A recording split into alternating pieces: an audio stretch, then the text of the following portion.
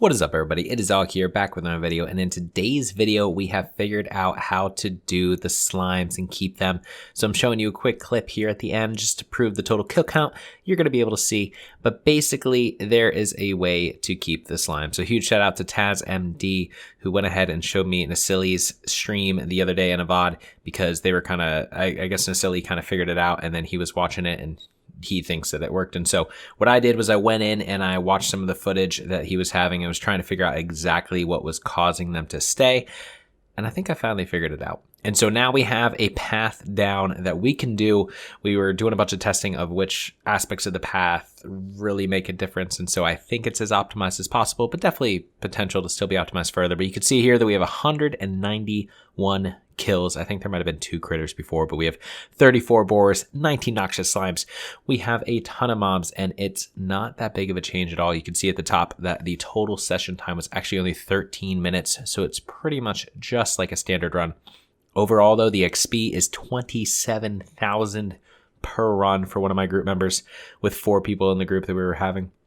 And when we did this with the Hydra pool, so the 220 pool, we got 245 mobs and 35,000 experience from one run. So this can be extended towards the Hydra pool. It's just an all-new strategy on where we're doing Blizzard mechanics, where we're doing certain things.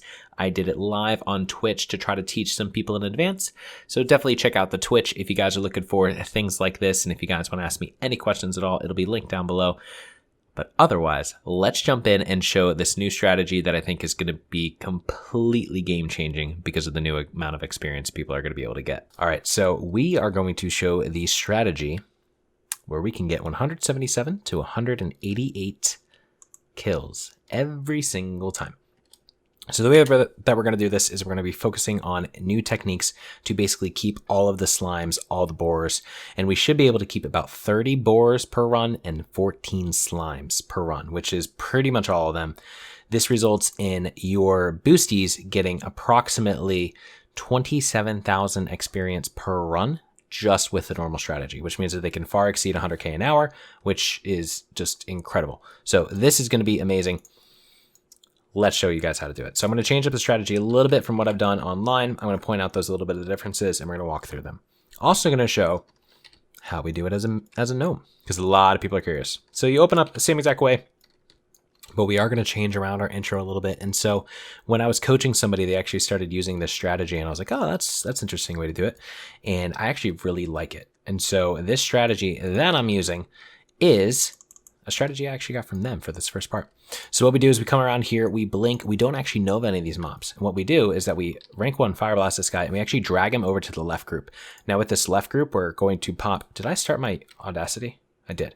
Now with this left group, we're going to pop, we're just going to run them through them, and then we're going to counterspell the mobs in the back. And what actually happens is when you blink, look at that stack of mobs. So they're all just already perfectly stacked, and we can do a jump turn cone of cold just to get the front ones off of us, but that's pretty much all that we need to do. And the rest of the mobs will be stacked enough where we don't even need to worry about them. So now we just basically go to the end, and you can see that, you know, we have plenty of distance on the mobs. Maybe we'll use one more nova, maybe. But outside of that, we're pretty much good to go. So what we're going to do is we're going to come around the side.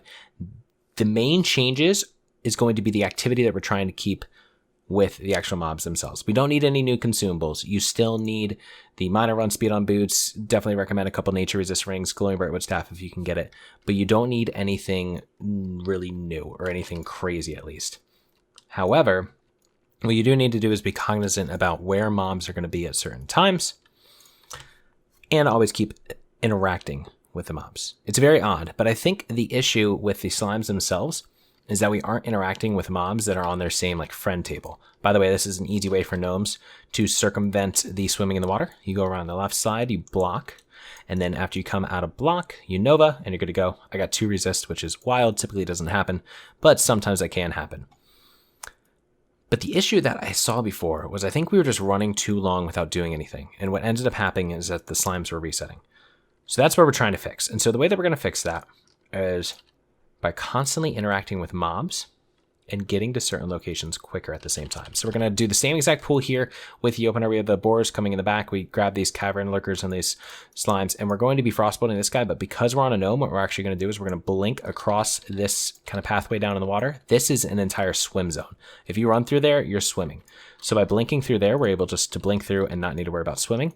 We're going to actually pull this guy with a fire blast, keeping our counter spell for one particular reason, which is why we're going to blink up here, and then we're going to Nova, and we're going to counterspell this group of 2 mobs on the left. Then what we're going to do is we're going to run up this little path, and we're actually going to Iron Grenade these slimes over there. If you can do that, that's great. If not, not a problem at all. You don't need to get them. They're just extra bonus mobs you can get. Don't even worry about health, because health doesn't really matter. We're going to be able to bandage. However, we do need to aggro these creeping sludges on the right. The big thing is to make sure that we actually do aggro the creeping sludges. A lot of people think that it's actually not good to aggro them, but from what I'm seeing, it actually is very important that we do. We did get Mesh Lock, which of course is going to be some extra bonus XP, which is going to be really nice. But we're running around here. We're going to rank 1 Fire Blast this guy, come around the side. I need to run into my other instance on my other tune. We're going to aggro this guy with an Arcane Explosion, and then we're going to jump Nova these creeping sludges. It's very important that we use Nova on these sludges. Again, it's just something with the timing of when they're going to reset that it actually helps, and it works out perfectly. We're going to evocate here just like normal, but here's kind of the first big change, and that big change is going to be that we're going to blizzard the mobs on the way down the pathway. So typically what we do is we kind of just let the mobs run down, and then we run to the next location. But here, we're actually going to go for the blizzard.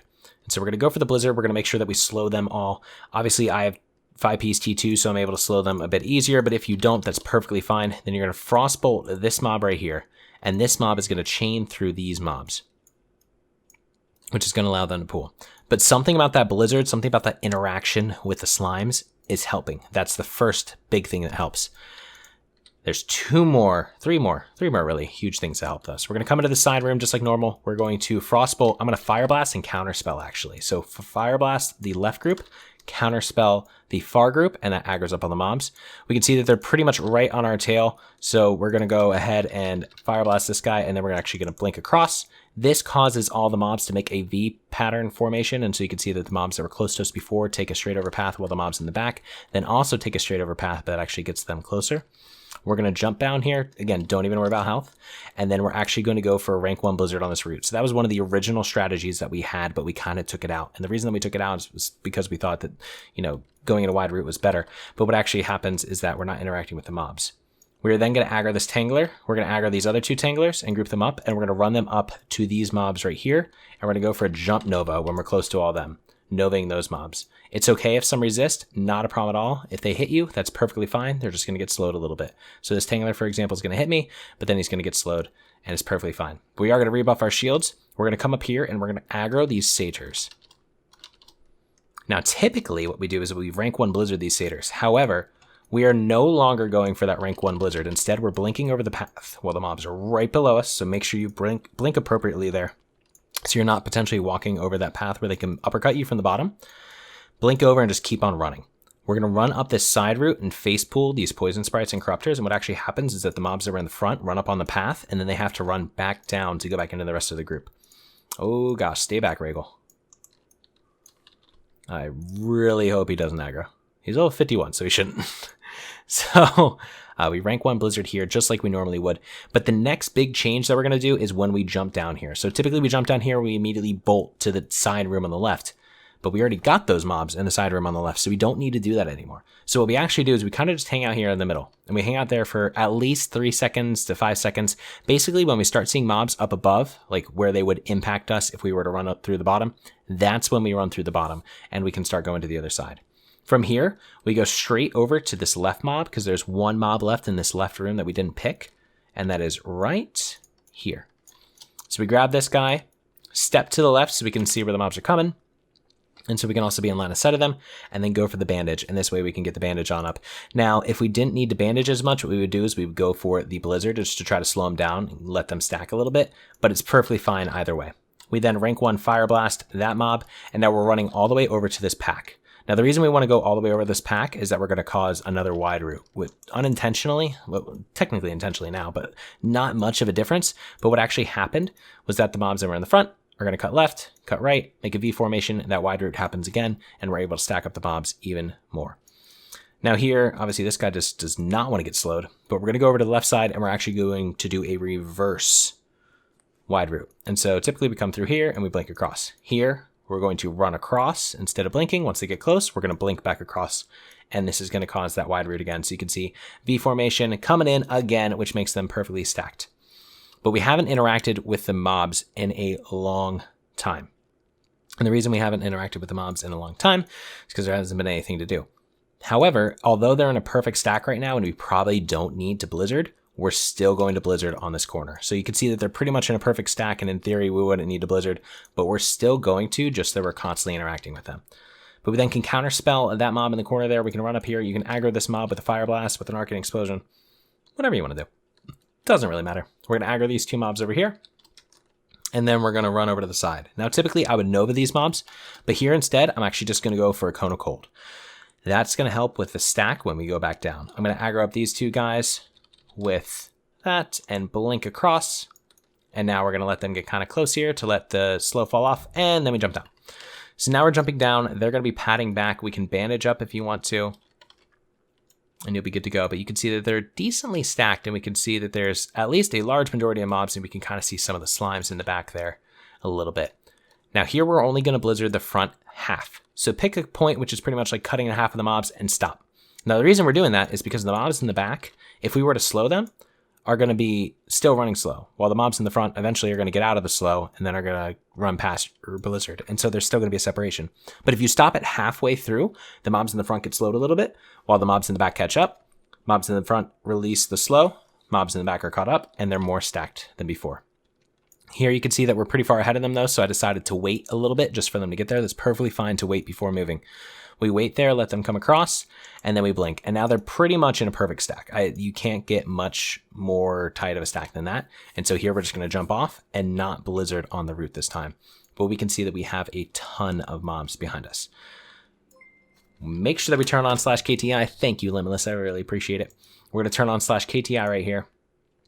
We're going to look at the mobs behind us. They're really stacked, so it's looking good. And because we are in a good spot and we didn't need to blink or anything like that, or we didn't need to blizzard on the route, we can just run straight to the kill spot. So now we're just going to go straight to the kill spot. I'm getting a posture check from the stream.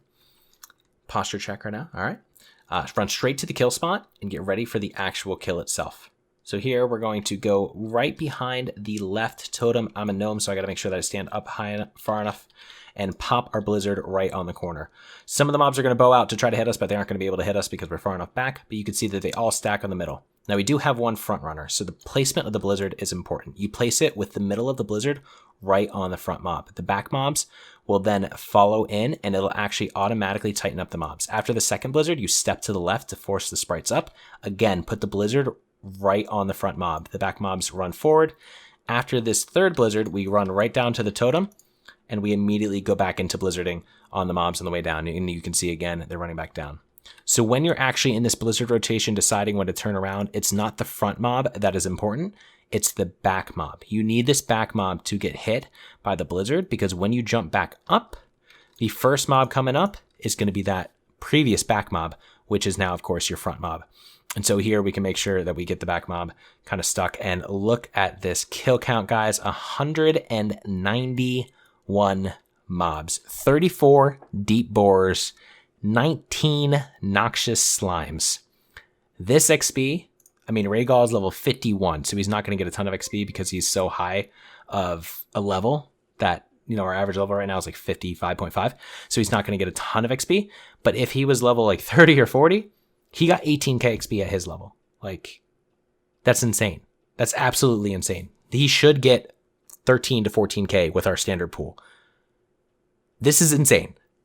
Definitely do this strategy. It is so good, and using those minor changes allow you to pick up 191 mobs, including about 14 more noxious slimes, which are all elites, all giving like 200, 300 experience apiece. I'm getting questions, is this better than the Hydra pool if you're past 47? I would say no, but you can use the same exact strategy with the Hydra pool. So use the same strategy with the Hydra pool, use those same kind of blizzard spots, and I actually kept 245 mobs with the Hydra pool instead of 220. Zeg, I'm going to be making this into a YouTube video tomorrow. Don't worry at all, man. 300 mob challenge. We'll definitely do the 300 mob challenge. Right now, though, we got to go raid. It is time to raid. What's up, Sensei? So I am working currently on getting my Hodge for my rogue, but I did want to show you guys the talents that I personally used when I was doing this farm. Now, these are not going to be the most optimal talents for Maradon, and so I'll also have those linked down below if you want just a specific Mara talent build so that you can have that. But these are the talents that I use. Basically, the idea is just to skip over the things you don't need in Frost. You don't need Elemental Precision just because in this case the mobs are such a low level that you already have the 99% hit cap, and then you want to go over to Arcane and get as much clear casting and magic absorption as you can, obviously preferencing magic absorption when possible due to the specific run we're doing. But this spec is good for ZG and Mara and SM and things like that, so this is typically the spec that I will run when doing farms such as that. All right, everyone, that wraps up today's video. I hope you all enjoyed it, and if you did, please subscribe and leave a like and a comment below to let me know so. And if you guys have any other ideas for any other videos, please let me know in the comments below. Also, check out the description for the Twitch where I do all this live, and also for my Twitter and Discord where you guys can be notified of any future updates and when I'm going to go live on stream. So I'll see you guys in the next video.